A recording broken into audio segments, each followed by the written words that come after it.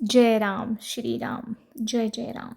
26 मार्च 2026 यंदाची जी रामनवमी आहे ती अत्यंत शुभ आहे. रामनवमी म्हणजे भगवान रामचं स्मरण करायचा दिवस. तसं तर आपण रोजच करायला पाहिजे त्यांचं स्मरण, पण या दिवशी विशेष त्यांचा कृपा आशीर्वाद आपल्याला प्राप्त करायचा आहे. म्हणून 26 तारखेच्या म्हणजे आज संध्याकाळी तुम्ही जर ही दिवसभरामध्ये, कारण रामनवमी आज आहे म्हणजे दिवसभरामध्ये तुम्ही कधीही हा छोटा साधा सोपा उपाय करू शकता, जेणेकरून तुमच्या आयुष्यातले अनेक प्रश्न जे आहे ते नक्कीच सुटतील आणि तुम्हाला भगवान रामचा कृपा आशीर्वाद नक्कीच मिळत राहणार आहे.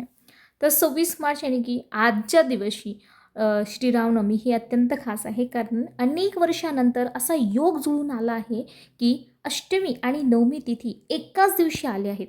प्रभू श्रीरामांचं जे जन्म आहे ते पुनर्वसू नक्षत्रात झाले. तेच नक्षत्र आणि सूर्याची उच्च राशीतील स्थिती या रामनवमीला अधिक फलदायी बनवतात. पुनर्वसूमध्ये आहे आणि आजही पुनर्वसू नक्षत्रच आहे.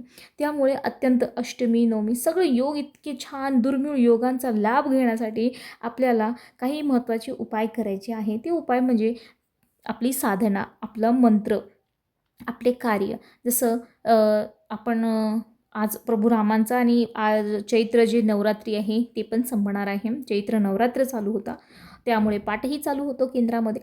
तर आज चैत्र नवरात्रीची सांगता म्हणा आणि प्रभू रामांचा जन्मोत्सव हा दोन्ही काळ जे आहे एकदम अति पॉवरफुल आहे, कारण दोन्ही एकदाच आलेले आहे यंदा आणि तेही गुरुवार आहे. आज त्याही त्यात त्यातही त्यात म्हणजे अजून सोन्याहून पिवळं काय पाहिजे आपल्याला. तर सूर्य आपल्या उच्च राशीमध्ये आता असल्यामुळे सूर्यांची आणि रामांची जर आपण उपासना केली भगवान रामाची, तर त्याचे आपल्याला अत्यंत चांगले पटीने फळ मिळणार आहे. कारण रोजची पूजा तर असतेच असते, पण जेव्हा आपण खास मुहूर्तावरती पूजा करत असतो तर त्या दिवशी त्याचं फळ अत्यंत जास्ती मिळत असतं, त्याचं फळ आपल्याला वाढून मिळत असते.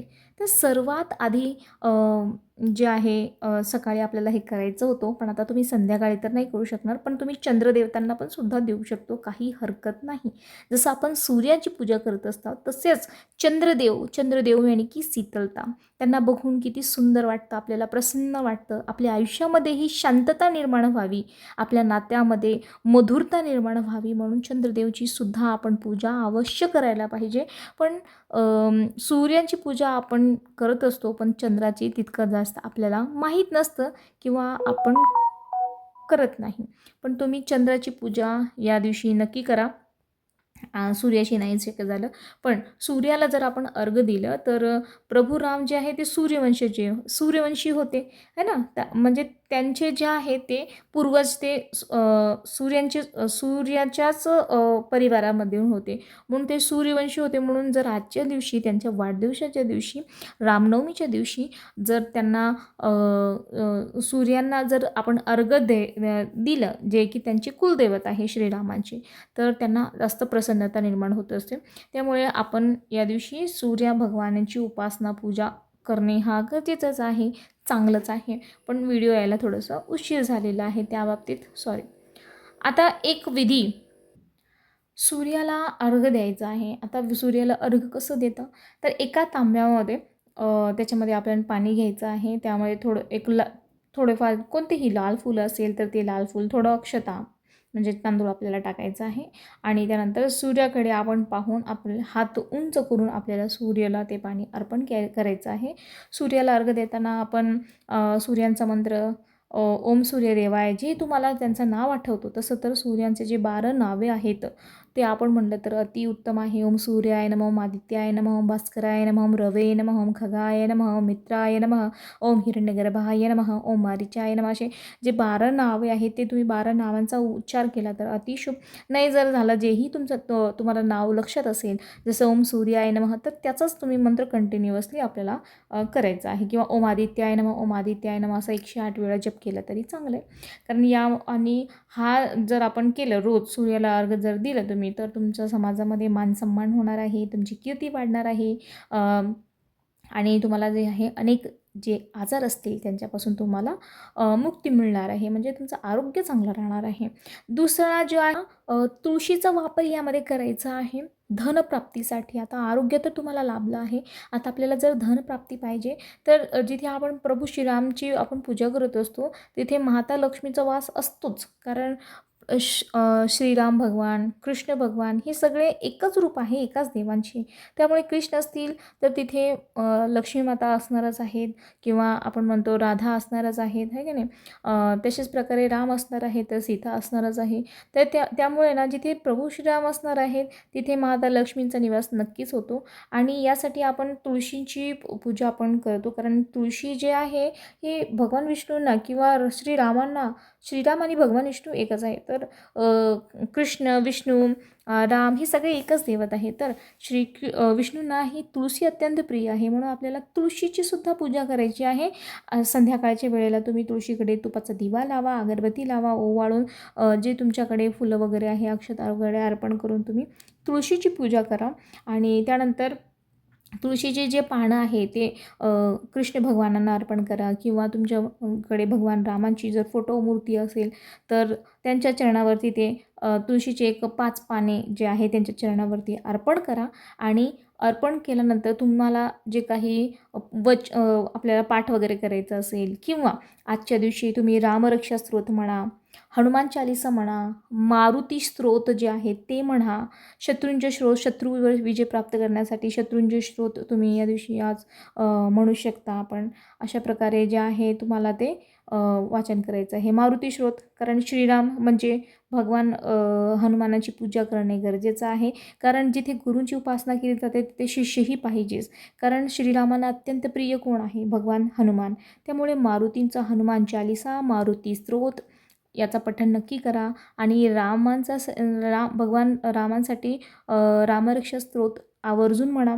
त्यानंतर शत्रूवरती विजय प्राप्तीसाठी शत्रूंचे स्तोत्र आपल्याला म्हणायचं आहे. अशी जी तुम्हाला जेवढी पूजा शक्य झाली त्यानंतर ती जी तुळशीची पानं आहे ते काढून आपल्याला उंबरठ्यावर जे आपल्या घरचा मुख्य पूजा वगैरे झाल्यानंतर जे मुख्य दरवाजा आहे त्या दरवाजाच्या आजूबाजूला आपल्याला ही तुळशीची पाने ठेवायचं आहे. कारण तुळशी ही लक्ष्मीची प्रतीक मानली जाते. आणि हा उपाय जर आपण केला तर आपल्या घरामध्ये धनवृद्धी होत असते आणि आई लक्ष्मीची आपल्यावरती कृपादृष्टी राहत असणार आहे. आता त्यानंतर आपण एक साधा छोटा उपाय करू शकतो की आपल्याला कार्यसिद्धी, बघा आपण भरपूर कामं करत असतो पण आपल्याला त्यामध्ये सक्सेस भेटत नाही आहे. तर या दिवशी आपल्याला जे विजय मंत्र आहे, विजय मंत्र असं म्हणलं तर श्रीरामांचा मंत्र आहे, तर त्या कार्यसिद्धीसाठी आपल्याला या विजय मंत्राचा जप अवश्य करायचा आहे. तसं जर बघायला गेलं तर श्रीराम जे कोणतेही जे देव आहे त्यांचा जन्म 12 वाजताच होतो, रात्री 12 किंवा दुपारच्या 12च्या वेळेला. जसं कृष्ण भगवानांचा जो जन्म आहे तो 12 वाजता रात्री झालेला होता, 12:39 तसे श्रीरामांचा जो जन्म आहे तो दुपारी झालेला आहे, 12 ते 12:40. पण आता तुम्ही संध्याकाळी काय करणार आहे? कारण या दिवशी, ज्या दिवशी देवांचा दिवस असतो त्या दिवशी ब्रह्मांडामध्ये त्या देवांची ऊर्जा जास्त प्रमाणामध्ये काम करत असते. म्हणूनच या दिवशी आपल्याला विशेष उपासना करणे हा गरजेचा आहे.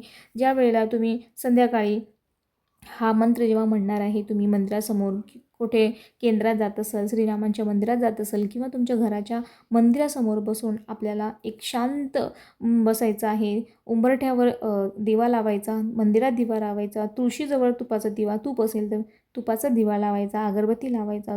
आणि त्यानंतर आपल्या घरामध्ये एक शांत वातावरण तयार करायचं, भक्तिमय वातावरण तयार करायचं आणि डोळे मिटून शांत चित्त बसायचं आहे आपल्याला आणि देवाचं स्मरण करायचं आहे.